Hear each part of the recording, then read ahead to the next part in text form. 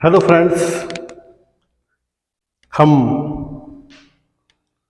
Angiosperm reproduction में आज flower organ development देखेंगे कि किस प्रकार से एक वेजिटेटिव ग्रोथ करता हुआ प्लांट अपने एपेक्स पर, इनके अपने शीर्ष पर एक फ्लावर का निर्माण कर लेता है।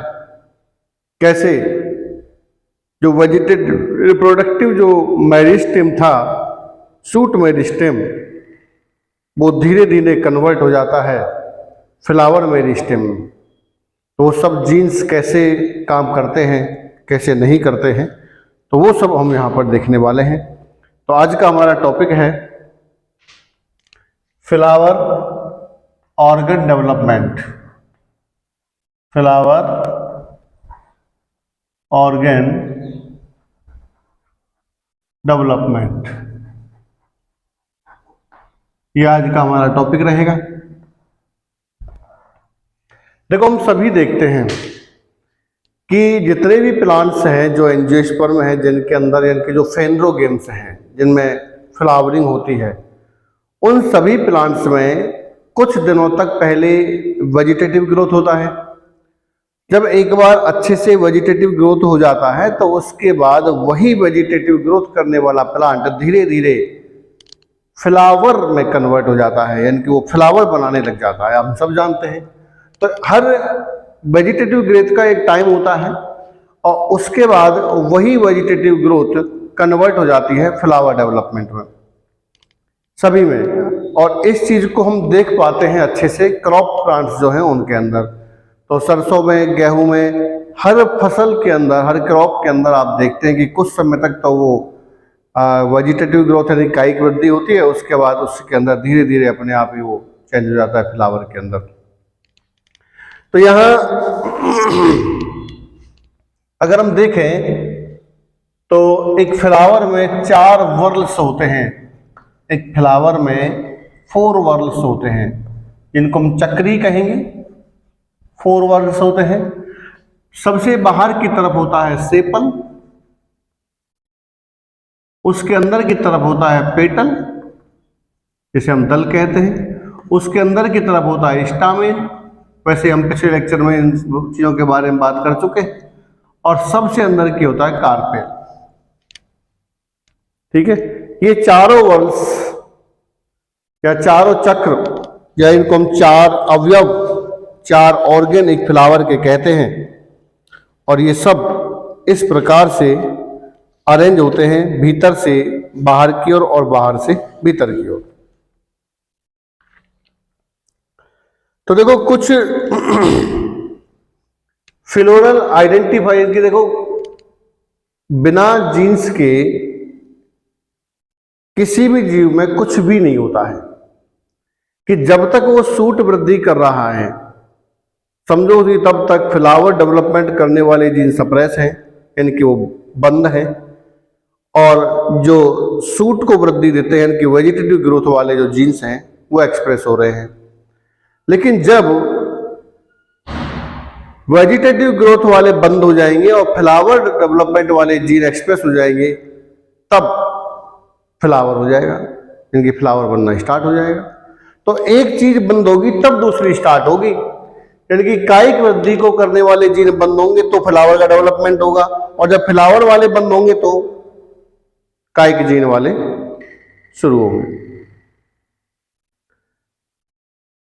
जरूरी नहीं है कि एक, देखो कई बार क्या है, कंडीशन बदल जाती है।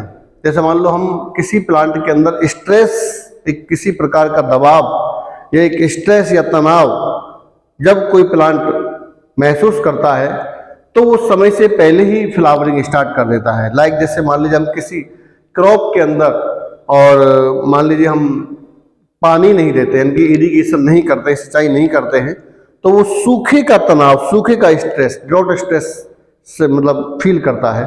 तो उस कंडीशन में, उस क्रॉप के अंदर, उस फील्ड में, पर्टिकुलर फील्ड में जहां पर हमने इरिगेशन नहीं दिया है, वहां आपको अन्य फील्ड्स की तुलना में जहां इरिगेशन दिया है, जल्दी से जल्दी फ्लावरिंग आ जाएगी और वो पकेगा भी जल्दी। ठीक है, क्योंकि वो बहुत जल्दी चाहेगा कि फटाफट से वो अपना लाइफ साइकिल खत्म करे। तो ये एनवायरनमेंट पर डिपेंड करता है। वैसे ही बताया था कि मतलब हम जानते हैं कि कोई भी जो फिनोटाइप बनता है वो जीनोटाइप इनटू एनवायरनमेंट का इंटरेक्शन होता है। बिना एनवायरनमेंट और बिना जीनोटाइप यानी कि बिना एनवायरनमेंट के कोई जीनोटाइप कभी फिनोटाइप नहीं बना सकता। तो इन सबको बनाने के लिए हमारे पास कुछ जीन्स हैं जिनको हम कहते हैं मेड्स बॉक्स जीन। एक्चुअली ये मेड्स बॉक्स जो जीन्स हैं ये एक ट्रांसक्रिप्शन फैक्टर्स होते हैं और जो एक समय आने पर ये एक्सप्रेस होते हैं। ट्रांसक्रिप्शन फैक्टर्स हैं किनके लिए? इन फ्लावर्स को, इनके फ्लावर्स के जो ऑर्गेन्स हैं इनको बनाने के लिए। जैसे एक ट्रांसक्रिप्शन कारक जिनको हम कहते हैं, किसी भी चाहे यूकैरियोटिक सेल है चाहे प्रोकैरियोटिक सेल है, प्रत्येक के अंदर ट्रांसक्रिप्शन फैक्टर्स होते हैं। तो वो ट्रांसक्रिप्शन फैक्टर्स एक जीन को ट्रांसक्रिप्ट होने के लिए जरूरी होते हैं। तो ऐसे यहाँ पर है कि जो मेड्स बॉक्स जीन्स हैं ये एक ट्रांसक्रिप्शन फैक्टर्स हैं और वैसे इनको हम होम्योस्टैटिक जीन भी कहते हैं। होम्योस्टैटिक जीन्स भी कहते हैं, ठीक है। ये कंजर्व सीक्वेंसेस होती हैं, कंजर्व सीक्वेंसेस होती हैं। अब देखो ये मेड्स जीन्स हैं, इसका मतलब है कि ये एक प्रोटीन्स हैं। भाई सीधी सी बात है, हम जानते हैं कि जब भी जो जीन एक्सप्रेस होता है तो उसका फाइनल प्रोडक्ट जो है वो प्रोटीन होता है। तो प्रोटीन अर्थात ट्रांसक्रिप्शन फैक्टर्स है। अब इस प्रोटीन के अंदर अगर देखा जाए तो एक डीएनए डोमेन होता है, इस पर जाके जुड़ेगा, यानी कि एक ऐसा डोमेन जिस जगह पर डीएनए के साथ ये जुड़ेगा उसे डीएनए डोमेन कहते हैं। ये होम्योस्टैटिक जीन है, इन ये कंजर्व सीक्वेंस है। इनके जो नाम है एम, ए, डी और एस, ये अलग अलग जीन से, अलग अलग सोर्सेस से आए हैं। जैसे मान लो वही मैंने कहा ना भाई कंजर्व सीक्वेंस है, तो कंजर्व है तो मतलब प्रत्येक जीव के अंदर ये पाए जाते हैं। जैसे देखो एमसीएम प्रोटीन ये ईस्ट से लिया गया है, सैक्चरोमाइसिस सैडिविसी ईस्ट से लिया गया है। ए जो है ये एगेमस, A4 एगेमस से लिया गया है, सॉरी A4 एगेमस है जो एंटरहाइनम मेजस स्नैपड्रैगन एक प्लांट है उससे लिया गया है, स्नैपड्रैगन से लिया गया है। डी जो है डेफिशिएंस। तो ये मेड्स बॉक्स जो जीन्स हैं ये अलग अलग सोर्सेस से ली गई है। जैसे ये M4 MCM है और ये ईस्ट से ली गई है। A4 एगेमस है, एगेमस जो अरेबिडोप्सिस थैलियाना उससे लिया गया है। डेफिशिएंस जो है ये एक स्नैपड्रैगन प्लांट होता है, स्नैपड्रैगन उससे लिया गया है। और एस जो है वो SRF जीन फ्रॉम ह्यूमन से लिया गया है, SRF जीन फ्रॉम ह्यूमन से लिया गया है। तो इस प्रकार से ये चारों जीन्स यानी कि M, A, D, S यानी कि इनके अंदर भी ये पाई जाती है, ये होम्योस्टैटिक जीन्स हैं।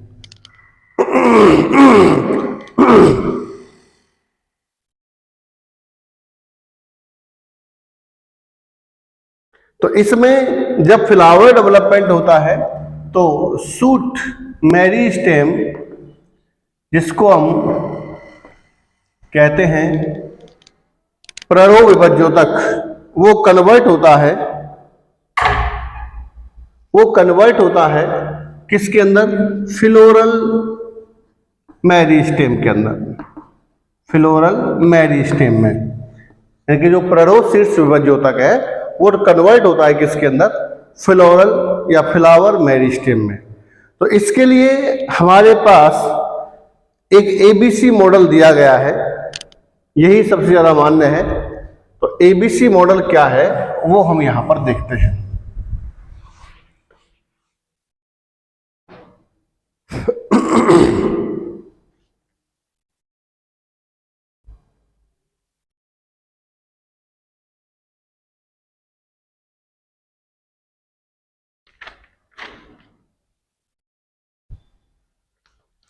तो फ्लोरल आइडेंटिटी जीन्स है जिसमें एपिटेला फ्लोरल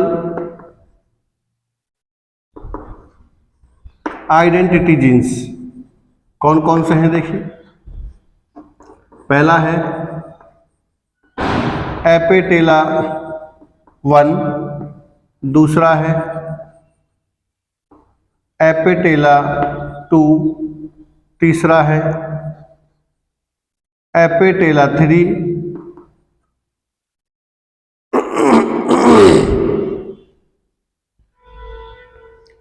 चौथा है पिस्टिलेटा,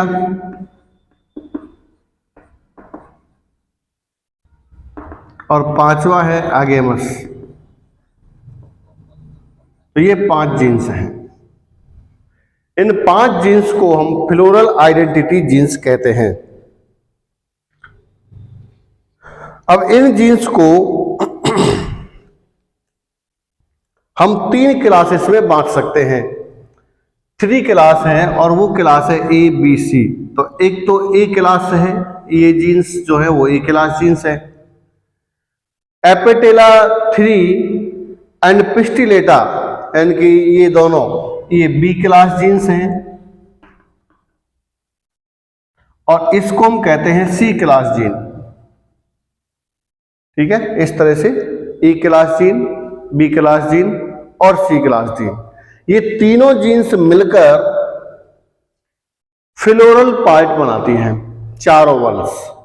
अब इसकी अगर हम संरचना देखें जीन्स की, तो जीन्स की संरचना में आपको इस तरह से जीन्स के खंड या जीन्स की जो बॉक्स हैं वो नजर आते हैं। जैसे ये मान लीजिए ए बॉक्स है, ए जीन है, ये इसके साथ वाला इधर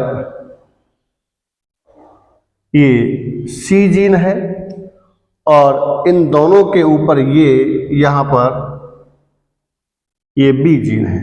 this is A, this is C and this is B, यानी कि A class gene, B class gene और सी क्लास जीन। अब इसमें भी अगर हम देखें तो पार्ट बने हुए हैं। देखो यहां से यहां तक, यहां से यहां तक। जब इधर की साइड में ये जो अकेला ए जो होता है ये सेपल बनाता है, यानी कि बाहर वाला पार्ट। जो अकेला सी है इधर वाला ये बनाता है भाई कार्पेल, क्योंकि सबसे अंदर की तरफ क्या है, कार्पेल है। अब देखो जब ए और बी मिलते हैं, जब ए और बी मिलते हैं तो बनता है पेटल, इनको हम दल कहते हैं। और जब बी और सी मिलते हैं तब बनता है स्टामेन।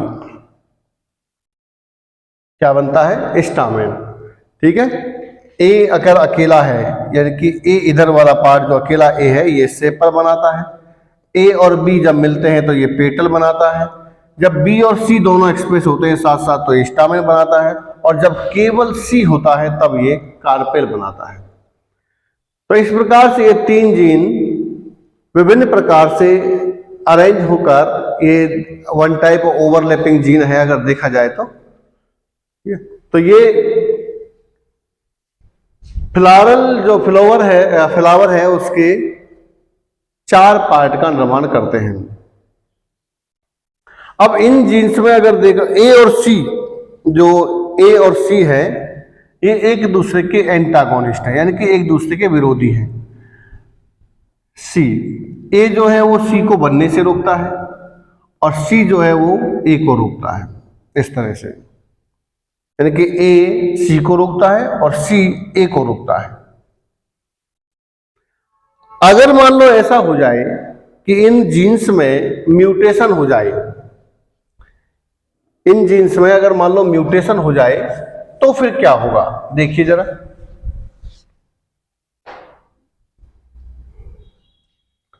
अगर मान लीजिए जो ए जीन्स है,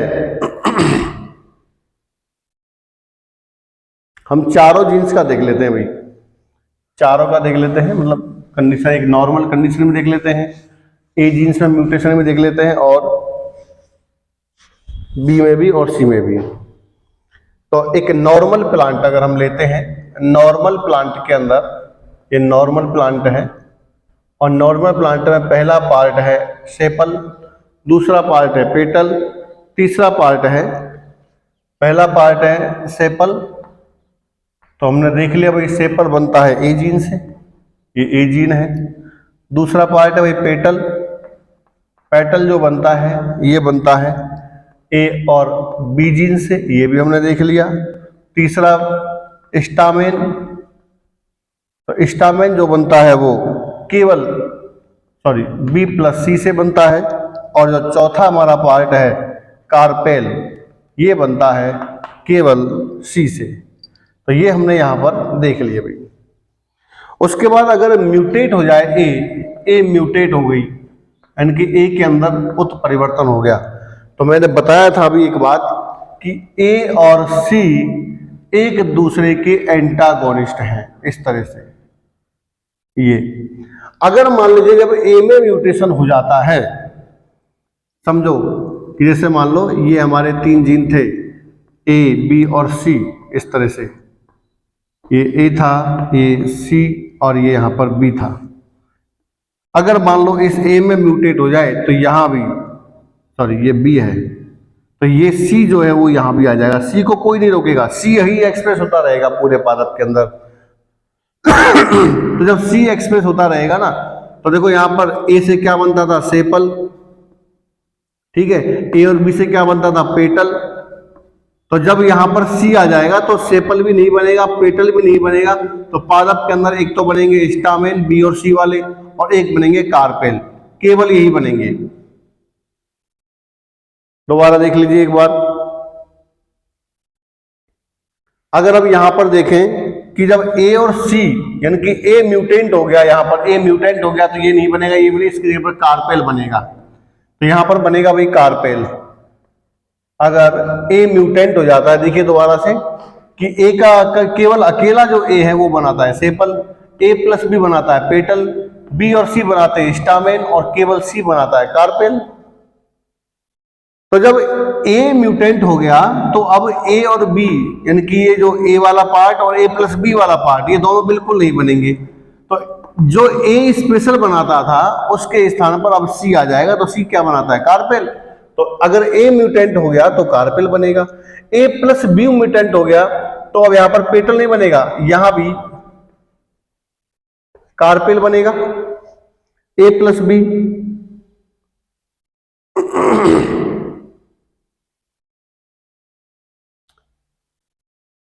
एक मिनट, ए प्लस बी नहीं रहेगा, अब ये सी प्लस बी हो जाएगा। अब यहां पर अगर हम देखें जब ए म्यूटेंट हो जाता है तो ए के स्थान पर क्या आ गया सी, तो ये हो गया सी प्लस बी, तो सी प्लस बी क्या बना था स्टामेन, तो ये स्टामेन बनेगा। अब यहां पर बी प्लस सी है तो ये तो स्टामेन ही बनाएगा, ये तो स्टामेन ही बना रहा है, और सी जो है वो कार्पेल बनाएगा। तो इस प्रकार से हम देखते हैं कि इस प्लांट के अंदर no sepals and no petals are में, यानी कि दल और बाह्यदल बिल्कुल नहीं बनेंगे, केवल स्टामेन और कार्पेल ही बनेंगे। अब यहां पर देखिए अगर बी म्यूटेंट हो जाए, बी म्यूटेंट हो रहा है, देखो अब बी का कोई एंटागोनिस्टिक इफेक्ट ही नहीं है, बी का कोई एंटागोनिस्टिक वो नहीं है इफेक्ट। तो इसमें आप देखेंगे कि जब बी म्यूटेंट हो रहा है तो बी वाले पोर्शन को हम छोड़ देते हैं, ये बिल्कुल काम नहीं करेगा।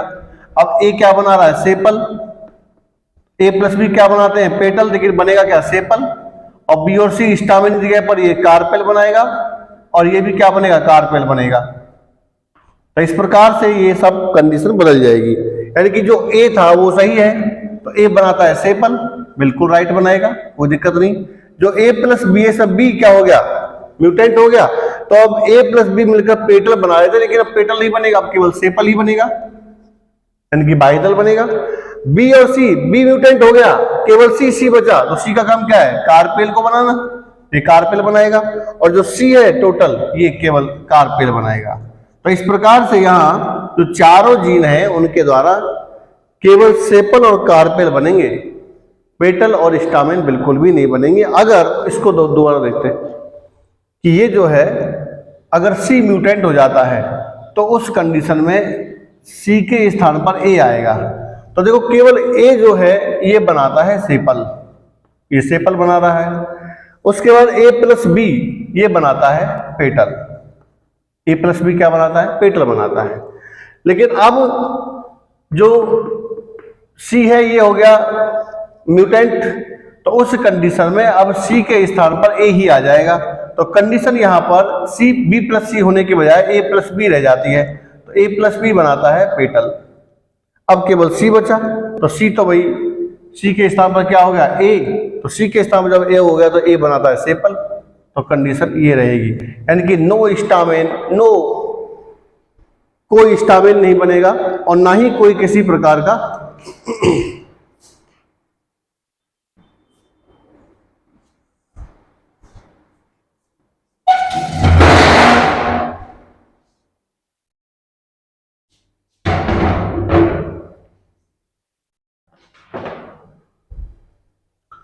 कोई स्टामेन यहां पर नहीं बनेगा। जब कोई स्टामेन नहीं बनेगा तो इसका मतलब है कि ये जो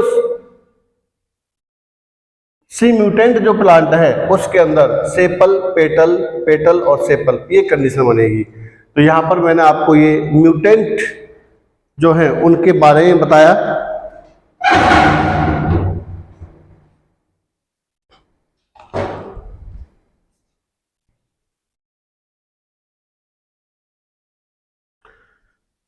तो आज हमने देखा भाई ABC model of gene flower development. उन जीन्स के बारे में समझा कि वो जीन्स जो है वो मेट्स बॉक्स होते हैं। मेट्स बॉक्स का मतलब है कि ये कंजर्व सीक्वेंस है। मेट्स बॉक्स एक डीएनए डोमेन होता है। जीन्स हैं जो ट्रांसक्रिप्शन फैक्टर के रूप में कार्य करते हैं, यानी कि ये तब एक्सप्रेस होता है जब फ्लावर का डेवलपमेंट होना होता है। तो फ्लावर डेवलपमेंट जीन्स है अगर देखा जाए तो, और ये जो म्यूटेशन अगर इनमें हो जाता है तो वो भी हमने देख लिया। तो हमने यहाँ पर ये देखा है कि किस प्रकार से जो सूट फॉर्मेशन हो रहा है उसके स्थान पर इन जीन्स के प्रभाव से कैसे एक फ्लावर का डेवलपमेंट हो जाता है। नेक्स्ट वीडियो में हम रिप्रोडक्शन ही पढ़ेंगे